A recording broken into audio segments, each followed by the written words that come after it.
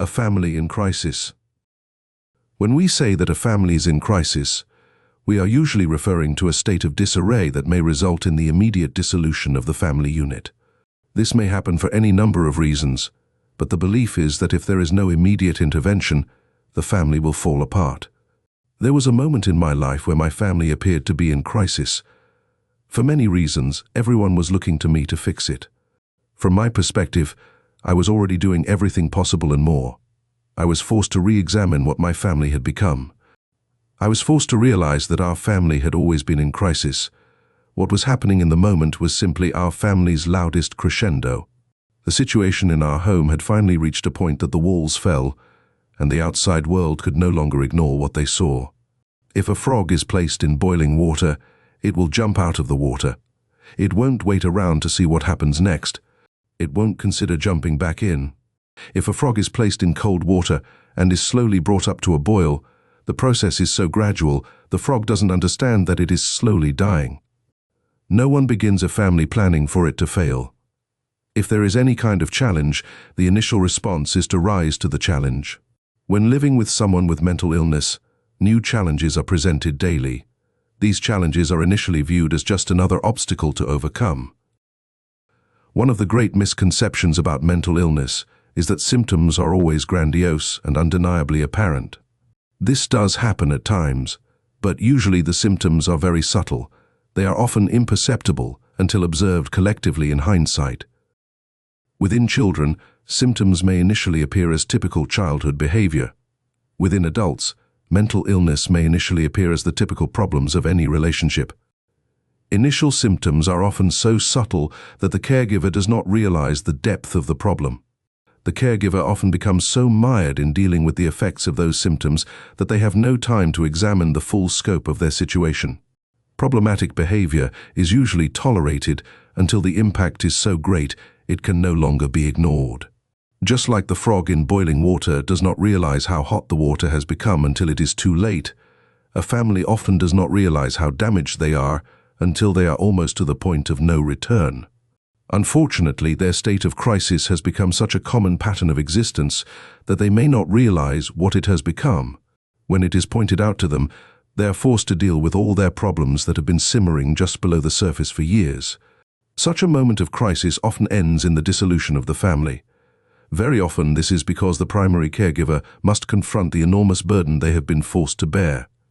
They are faced with two daunting options: to stay in the relationship, which means a continuation of the ongoing crisis for which they have already sacrificed their life; to end the relationship, which means creating a whole other set of crises that may be more challenging than the one that brought them to this point. As with most problems, there's a third, less often considered solution. At this point, you may be expecting me to reveal this magical third option to you. If I could, I would, but I can't. Unfortunately, the third option will be unique to each family. It will require commitment, adaptability, and a willingness to change from all involved. It may not seem normal, and it may not even seem acceptable to outsiders, but for those who can find this third option and salvage their family, the challenge is worth it. Chronic mental illness is not a problem that simply goes away. Medication by itself will not fix it. Therapy by itself will not fix it. Patterns of behavior have become embedded into everyone's personalities. In relation to a family, it's not just about those who are mentally ill. The whole family has adapted their behavior to deal with the illness. Helping my family meant more than just a verbal commitment. I had to drastically change my lifestyle. I pursued higher education to better understand their condition. I changed careers. As I began to work with children with mental health disorders and their families, I realized that my story was not unique. Many families I have worked with have shockingly similar variations of my same story. Many are far worse than my own. For many of these families, the reason I was assigned to work with them was because they were in moments of crisis. As I spoke with them and heard their stories, I realized that, like mine, their families had always been in crisis. Just like my family, they reached a point when they could no longer hide what was happening in their home. Perhaps the most damning component of the stories we shared was the fact that we had no idea what was happening to us. Life had become a continuous collection of cataclysmic cycles that seemed to interweave throughout the lives of our families. We were all so immersed in these cycles that we could not recognize them for what they were: a swirling vortex of entropy. I have struggled for years to write this book. I kept trying to present the problem in a way that makes sense to the families in crisis, those trying to help them, and to the outside world that is trying to understand them. I have attempted to put forth the message in a way that makes sense and flows easily from one concept to the next. No matter how I tried, it would not come together. One day I had a sudden realization. I'm trying to make sense out of something that simply does not make sense. The very nature of mental illness is impulsive, frenetic, eclectic, and chaotic. In every sense of the word, life is disordered. I was attempting to express how mental illness and its associated behavior impacted my life. In reality, it was more than simply the behavior or illness. The nature of mental illness is multidimensional. Dealing with the behavior itself is a relatively small part of the problem. Families are constantly being bombarded by some sort of trauma. There is no time to fully recover from one event before another event knocks them down. There is nothing that is linear or ordered in this experience. These disorders do not impact only one aspect of life. There are financial, physical, emotional, relational, and spiritual wounds that are almost too big to ever truly heal.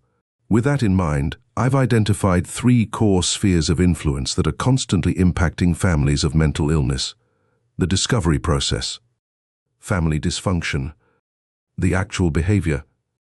These 3 spheres are in a constant state of movement. When one is not impacting a family, another is, which in turn triggers the next. These spheres create a constant state of chaos. Each has an innumerable number of methods to wreak havoc in the lives of families. Associated with these spheres of influence are continually repeating activities that come to define daily life. Cycles of daily functions: prevention, crisis intervention, recovery. These daily functions trigger secondary effects that are more abstract, but perhaps even more devastating. Cycles of secondary effects: trauma, grief, instability.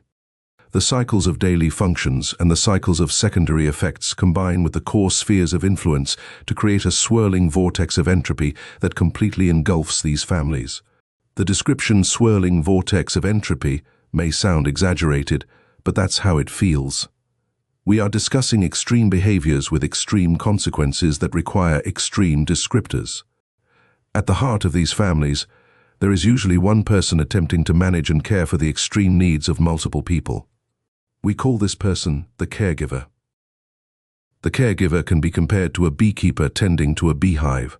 All of the challenges of their life are swarming around them at various speeds and trajectories. At any time, any one or any group of those challenges could attack, compounding the effects of the challenges they are already dealing with. There is no way to combat the entire swarm.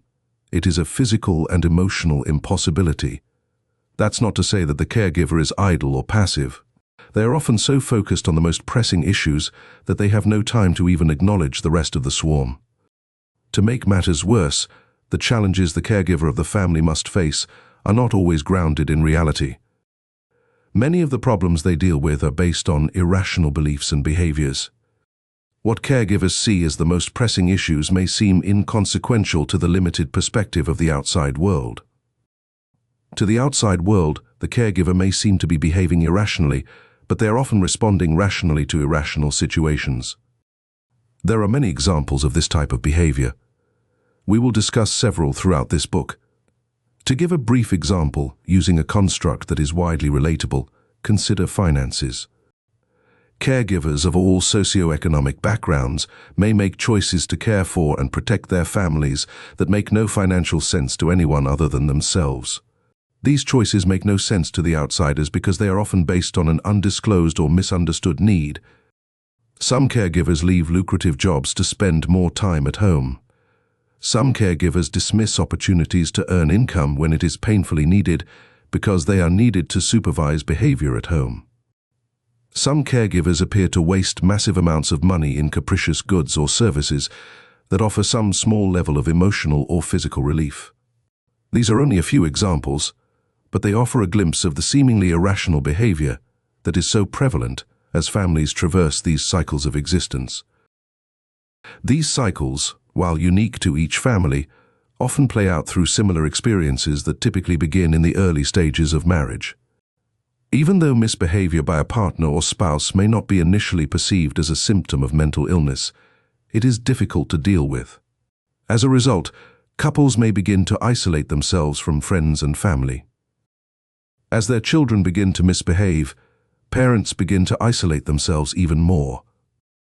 When the family is required to send their child to school, an outside agency is suddenly mandated to take an interest in their family. The family's behavior is suddenly viewed in stark contrast against all the other families in their community. They are often forced to accept their lifestyle for what it has become: dysfunctional. Even with the increased awareness regarding mental illness in recent years, most families have no understanding of what is happening to them. Very often, their first exposure to mental illness is the diagnosis of their child with a behavior disorder. A child diagnosed with a behavior disorder may require constant supervision.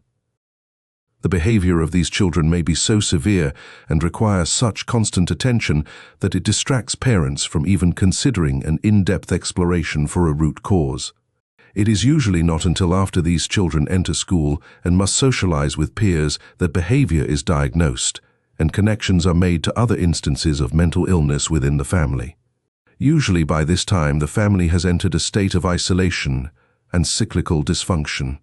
Because the diagnosis of a child with a behavior disorder is often the first recognition of mental illness within a family, much of this book discusses behavior disorders in children and how their behavior impacts families. However, it is important to remember that behavior disorders are not only childhood disorders. They are often the first glimpse of lifelong mental illnesses.